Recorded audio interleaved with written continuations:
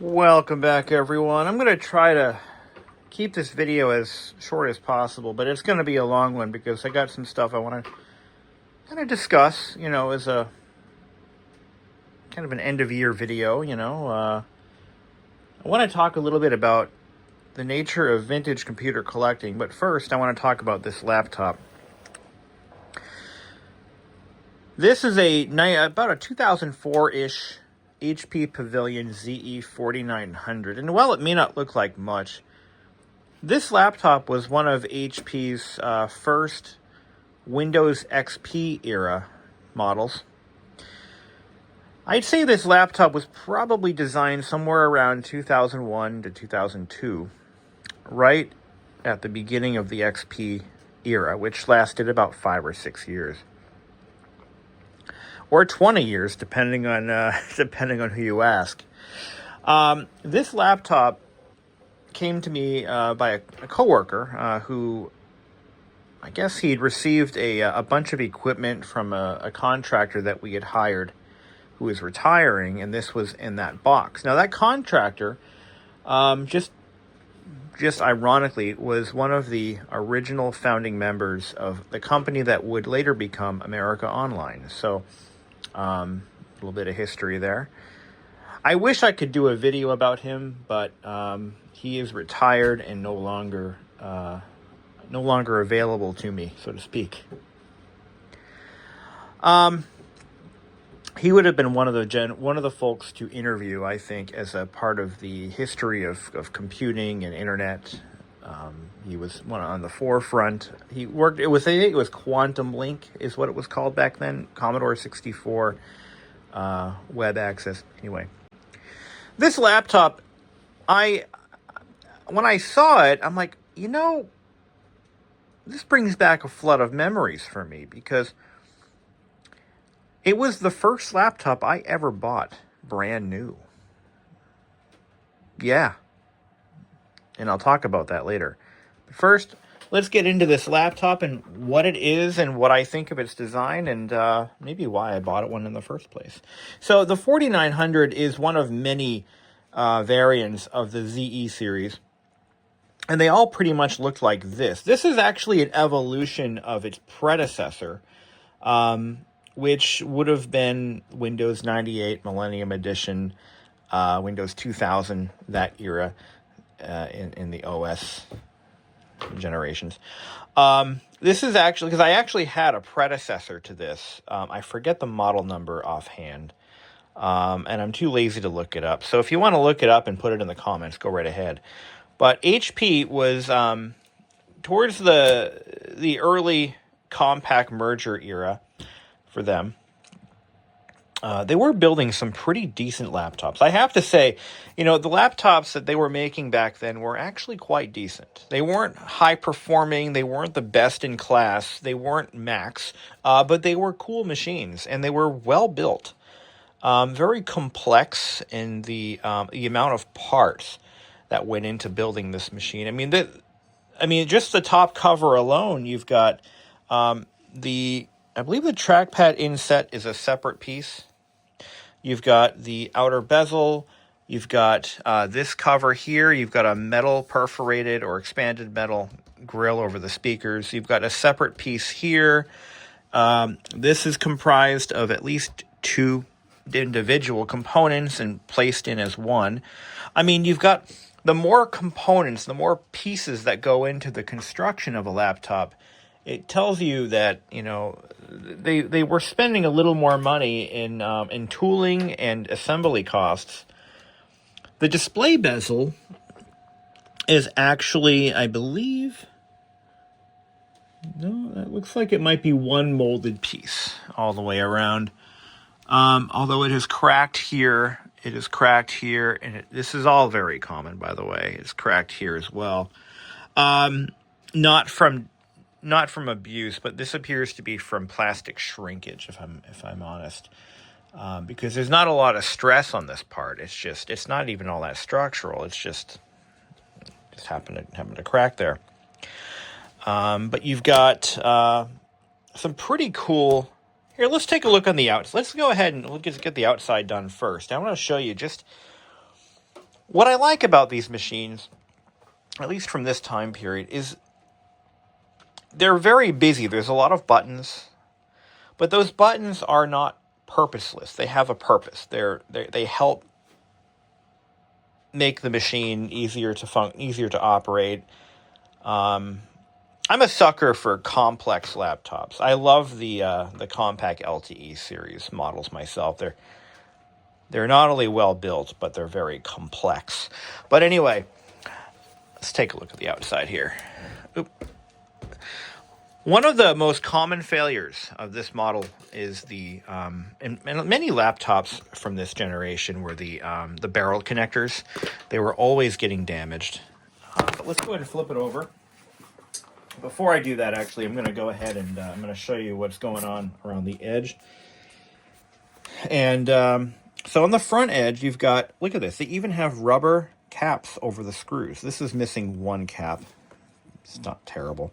Hard drive bay is removable. The hard drive is removable. Just take out these two screws. The whole thing slides out. You've got, once again, another separate molded piece, which contains the activation switch for the Wi-Fi. There's actually a blue LED associated with that. There's a lot of LEDs on this. It's a complete 180 from what we have today, where the name of the game is the fewest status lights, the better, apparently. On the DVD-ROM drive side, you've got your battery, which is removable. Undo that here. Here comes the battery. Here's our original lithium-ion battery that has a nice little party trick. It has a battery status. You just press this little button right here. Let's say you're a traveler and you've got 3 batteries, and each one's good for approximately 1.5 hours to 2 hours. That's what I remember from when these were new, because I own one brand new, which is kind of cool. But this is a removable battery with a status LED. There's the inside of the drive, the battery bay right there. No leakage or any swelling of any kind. This battery, little fun tip here. This battery's Now, a little surprise is this battery still holds a full charge. Whoa, seriously, I can't believe it. DVD-ROM CDRW drive. Now, when you ordered this machine, if you did a custom order like I did with mine, you had like 2 or 3 different options. You could get a CD rewritable drive without the DVD functionality. You could get a CD-ROM or a CD-RW DVD-ROM. I don't believe there's a CD or DVD-RW option. I don't recall. I don't believe mine had it. If it did, I don't remember. On the back side, where all the ports are usually located, back then they were. Now they're all on the side for some reason. I miss these days, by the way. I really do. You have your power connector. You've got 2 USB-As. This is USB 2.0, if I recall. And you've got your Ethernet 10100, and you've got your S-Video, if so equipped. Now, this one does not have the S-Video, nor does it have the optional RS-232C port, but mine did. I had the ZE 5700, which was a cut above this one, and mine was ordered with a Pentium 4, not a Celeron chip, so it was a lot nicer than this one. You've got a VGA port, and this is your exhaust, and you've got a second exhaust for your cooling fan, which is located on the bottom. That's the intake right there. You've got your modem port, or jack. This is a 56K modem. They were pretty standard, even in 2001, 2, 3, 4, and 5. And then over here, you've got your PCM CIA slot. I believe this is a PC card compatible slot. Now, this blank right here is a little cutout. That should be a clue as to what this is. This is for the optional floppy drive. I think a majority of these models were ordered without the floppy drive, but mine actually had one. It was a custom option, and I chose it. It cost me like $100 extra, but I went ahead and spent the money. Now, this is for the optional FireWire port. You can see pretty much what we have here is the base model of a Mercedes-Benz. I mean, this thing, it's solid, it's rugged, it's reliable, but it is cut down to nothing. Over here, now this is unique. You've got your audio audio area, your audio, what do we call this? Audio control panel, if you will. You've got your volume up, down, and mute. Now the mute button lights up. And then you've got your headphone and microphone jack here. The thing is, I'm a sucker for that kind of stuff because, you know, if I'm going to spend, in this case, I spent around $1,500 for the laptop, which was a ton of money for me when I was 19 years old. It was a ton of money. I want to get something from what I'm spending. You know, I want lights, I want ports, I want it all. And back then, you got it. You know, LEDs, you got them. How many do you want? You know, status LEDs. You just at a glance. Yep, my Wi-Fi is on or it's off. Yes, my volume is muted or it's not. You know, it's just, we've really strayed so far away from that level of user interface. The raw analog-esque, you know, idiot lights. And the new MacBook Pros, all Apples for that matter, only have 0 LEDs, except for the Mac Mini, which has a nice little status LED on it. On the bottom, you've got your battery release latch. You've got your this is your RAM upgrade. Your RAM slots. There are 2 slots under here. Now this one is equipped with 2 512 meg modules, bringing it to, 2 256s. They will support up to 512 megs each slot, so you can do a maximum of 1 gig. I just tried. I've got a PC 5300 or 2700, sorry, RAM upgrade module here. I tried to put one of these in, it wouldn't take it. So, oh well. This is our Broadcom Wi-Fi card, 802.11g, I believe, is what this would have had. That was optional too. So you could have bought this. You know, you could have bought one of these with a 40 gig hard drive, no Wi-Fi, 256 megs of RAM, and a CD-ROM drive, and that would have been your cheapest option.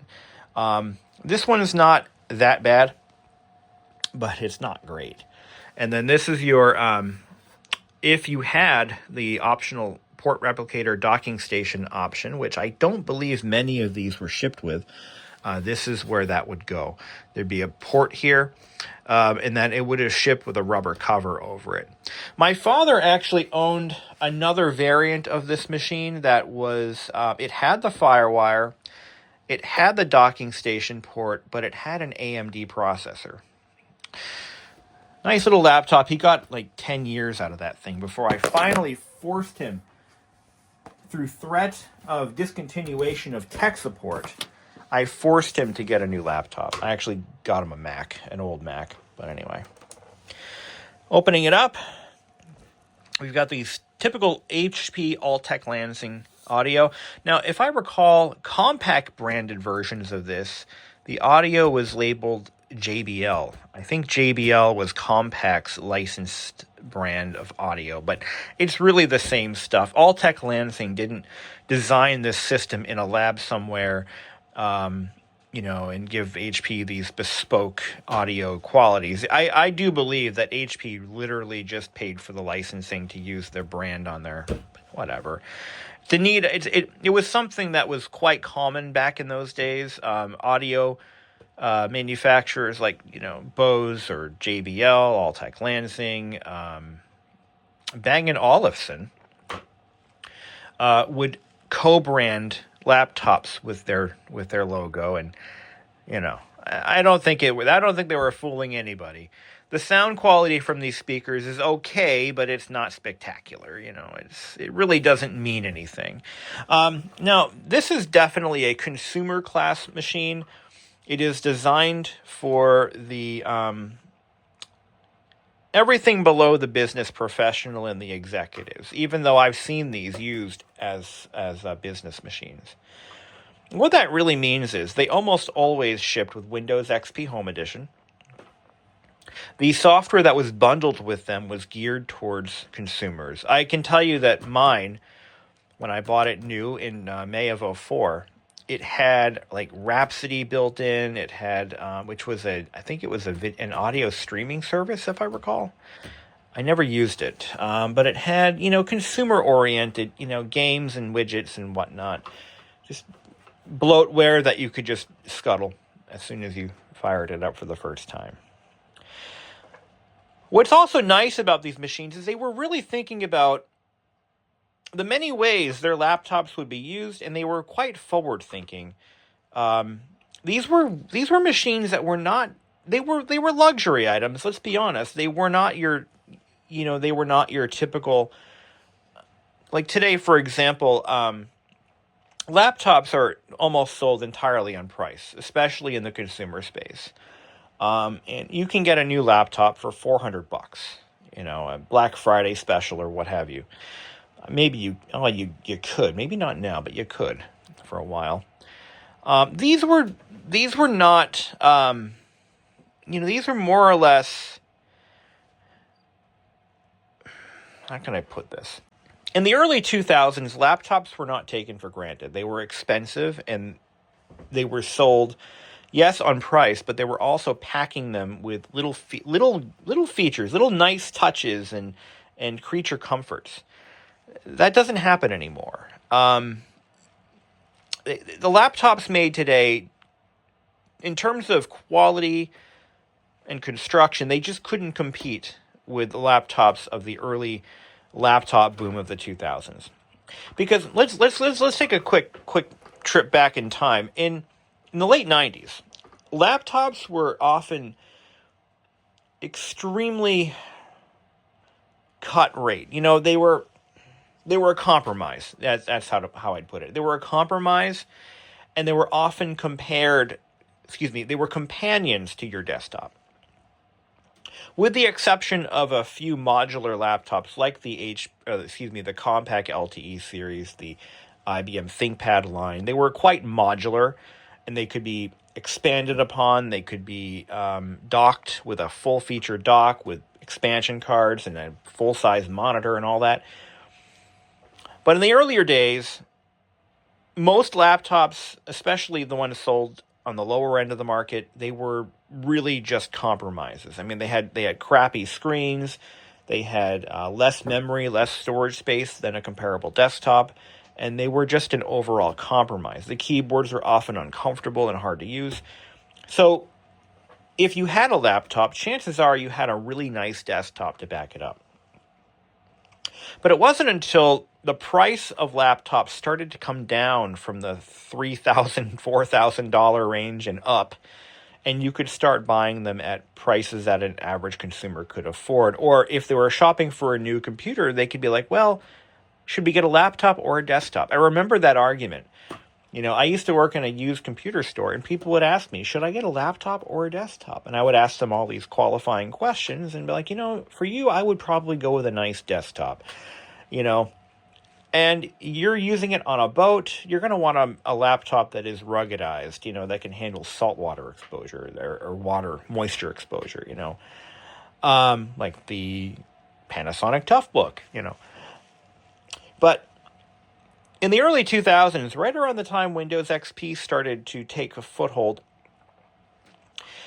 laptops started becoming more and more like portable desktops. The cost of LCDs had started to come down, so they could start including much bigger screens for less money. So now it was no longer look at this. You've got this display. This LCD is bigger than this monitor. I believe this is a 15-inch classified. Let me get a ruler. So this monitor measures exactly 15 inches. Now, in 2001, 2002, the average monitor size was somewhere around 17 inches. So it was a little bit smaller, but you also had more viewable area. So this was probably every bit as good as a 17-inch CRT.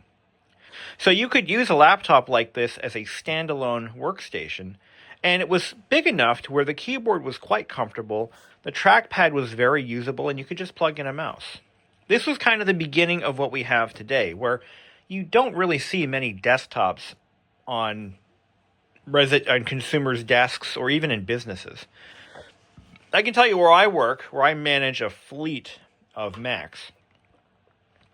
I've started to buy 13-inch MacBook Airs, hooking them up to full-size monitors, keyboards, and mice, and using them as an alternative to iMacs. Because in the case where an employee may want to work from home due to an illness or due to a global pandemic, they can take that laptop with them without having to grab monitors, keyboards, mice, and a tower or a big giant iMac, for example, and throw it in their cars. I've pretty much completely eradicated iMacs and desktops from my the place I work, and that is what I've migrated everybody onto. It's kind of cool. I get to buy computers, tens of thousands of dollars worth of computers as part of my job, and I get to decide who gets what.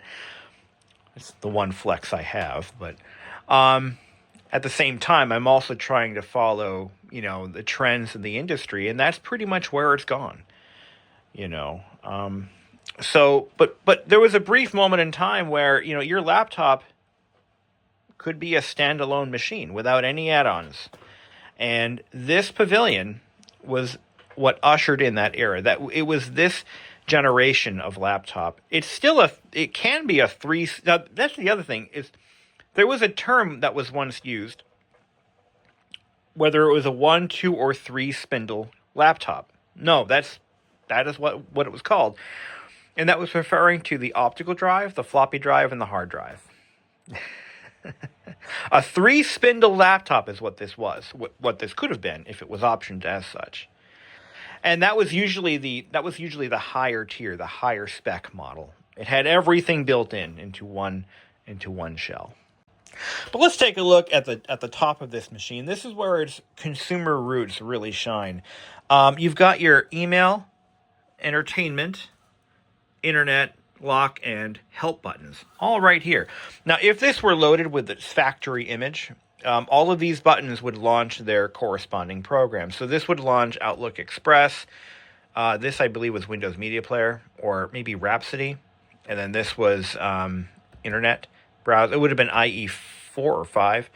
And then this just locks the machine with the password. And then you've got this would load HP's own help program. I remember the day I bought my ZE 5700. It was ordered online through HP's website. I custom built it with a 3.5-inch floppy, 512 megs of RAM, a DVD-ROM CDRW drive, and what else? Pentium 4 2.66 processor, and a 54G Wi-Fi card built in. That's how I customized it. I also ordered it with the HP bag carrying case, which I used a lot. And it was, for all intents and purposes, it was the platform for my entire digital life for my early adulthood. From about age 19 to about 24. And I think I was about 24 years old when I sold it. That would have been around 2008. And I got my money's worth out of it. I paid, $1,500 all in with shipping, because they charged for shipping back then. Now it's bundled into the price, but you're really paying for it. And it was one of the most rock solid laptops I'd ever had. There was never a problem with it. It was reliable as nails. Windows XP was pretty well matured by Service Pack 2 or 3. And it was literally one of my favorite machines that I'd ever owned, and with the close second being my my MacBook Air or MacBook Pro that I bought in 2011, 2010, which is still, it's in that pile over there. I still actually own that one, still have it. But the ZE 5700 was one of my favorite machines as a primary workstation, because I did so many things with that. I bought my condo with that laptop. I started a YouTube channel with that laptop. Let's see. It was a laptop that I had when I had my first apartment, when I was living on my own for the first time. And I watched movies on that machine. I dragged it all over the place. I went to the laundromat, because I didn't have in-unit washing machine and dryers in my condo or in my apartment. So I'd have to go to the laundromat once a week, and I brought the laptop with me, and I'd watch movies with it. on DVD. I later upgraded the 60 gigabyte hard drive that I spec'd with a 100. It was a good machine. It really was. And even though this isn't the exact same model, it's close enough. And I'm going to actually do some upgrades to this. I've decided it's in good enough condition. I think it's worth fixing up. And I'm going to start looking for another one, a 5700. But let's go ahead and turn it on. Enough chatting. Now this has, of course, a dead CMOS battery. I'm pretty sure of that.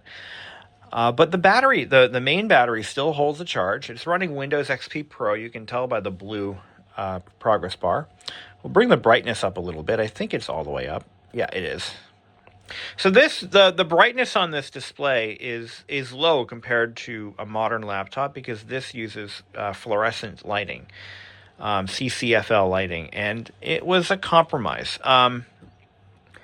There are 2 tubes in this display, if I recall, so it's not terrible, but that was the technology at the time. LEDs hadn't matured to where they are today, and remember that? So right off the bat, I went over a couple of defects that this machine currently has. One of them is a cracked bezel in 3 spots, so I'm going to try to find another one without a cracked bezel.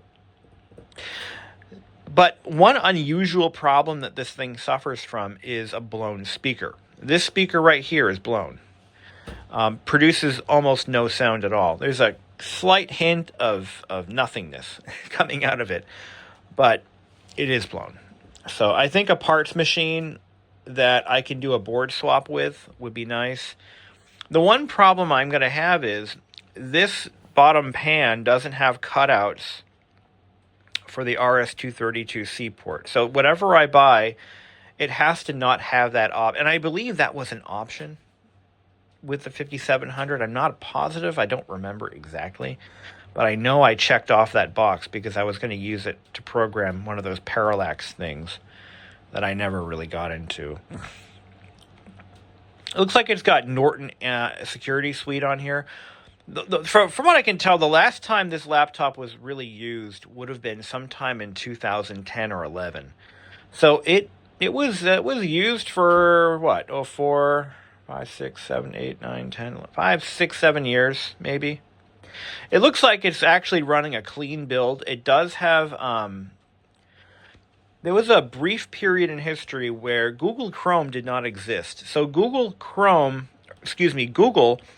had an IE Internet Explorer plugin or a menu bar that you could add. And it actually has that, and it's still logged into its original user. I have this on wireless right now. It is on my network. So with the right web browser, this could be used for kind of sort of lightweight web browsing. The processor that's in this machine is a Celeron 1.3, so this has one of the lower end processors for its day. But it actually is logged into a user. But I'm not gonna have to erase the drive, but I am going to clean it off. And I'm going to try to reinstall some of the original HP plugins and software and stuff. I think I found most of it online. I think it's still out there. It doesn't have the right video driver, which is interesting. It seems to work okay, though. This model has a 400 megahertz frontside bus, and I believe there was a cut rate version of this with a 100 megahertz frontside bus. So I'm going to...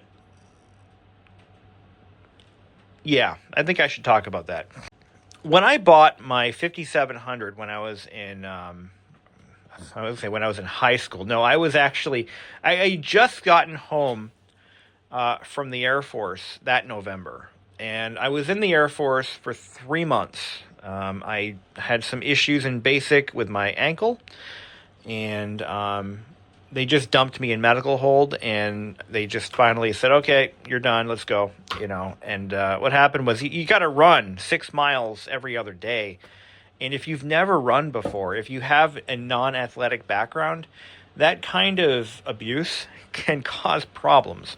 Well, I got some major stress fractures, and they sent me home. But that's my military career in a nutshell. It didn't really last very long. But when I came home, I managed to get a job pretty quickly. Within the first week or so, I got a job at Office Max. I had previously worked at Walmart when I left the Air Force, left to ship out to San Antonio. I had a job at Walmart, but I didn't want to go back there. So I went out, went to Office Max, got a job. I was able to save some money. My parents were letting me live rent-free for a little bit. And then they started charging me, because that's what you do for your kid. You want to push him out of the nest. And it was a different time. You could actually rent an apartment on a meager salary back then.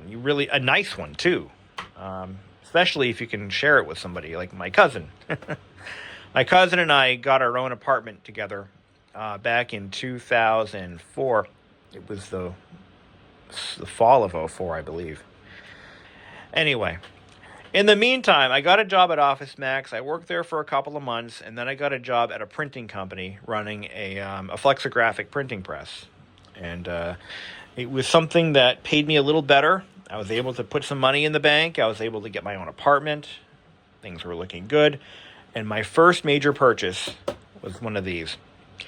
So the first one I bought, I went with the Celeron option. And it had, I swear to God, it had a 100 megahertz frontside bus, although I can't seem to find any reference to that. It was slow as molasses. This thing was awful. It was the slowest computer I had ever seen. It was deliberate. It was like they deliberately crippled it to offer a lower price. They just said, "Oh, well, we'll sell it to you for," I think it was like 11 or 1200. It was significantly cheaper. So I opened it up. I opened the back. I took it out of the box. Set it up, created an account, and then I'm like, no fucking way. So I boxed it immediately, put it back in the box, and I shipped it back to HP, and then I ordered the 5700. And that was a machine I used for like 5 years. Never had a problem with it. I miss that laptop so much. So when this thing fell into my lap, I'm like, well, you know what? Maybe I can recreate that machine. Just like I've done with all these other vintage computers in my collection, just kind of recreate machines that were part of my life, part of my past, Everybody does that, right? Anyway. So that's the ZE 4900. I'm going to be doing some more work on this laptop. I'm going to be, once after the holidays, after my vacation, I'm going to probably start looking at acquiring another one, a 5700. Hopefully between the two, I can create a perfect example. This has some nice parts on it, but bad speaker, broken bezel, and the keyboard is in really bad shape. It is heavily worn. This is unacceptable. Every machine in my collection gets the full restoration treatment, if possible. Make it new again. That's my policy. Make it new again. And I'm on a kick right now. I'm recapping everything in my collection. I just did my LC3's color monitor. I just finished my 2GS. Is completely recapped. So is the Apple II Plus. Working my way through the ones that I'm hanging on to, and I'm just going to add another one to the list. I'm not going to recap it, but I'm going to restore it. So thank you all for watching and listening to me drone on about my life, and greatly appreciate that. Have a great night, and till the next one. All right. Where is he? Where is he? I see movement.